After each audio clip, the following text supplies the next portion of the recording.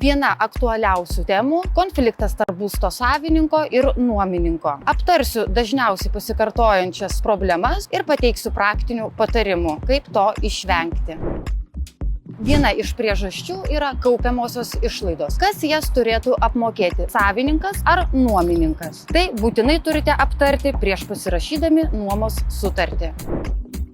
Kas turėtų padengti išlaidas, jei sugenda buitinė technika? Tai irgi privaloma aptarti prieš pasirašant nuomos sutartį. Siūlau įtraukti į sutartį aiškią nuostatą. Jei gedimas neviršija 100 eurų, tai apmoka nuomininkas. Kas yra virš 100 eurų, apmoka pats savininkas. Taip išvengsite ateityje nesusipratimų.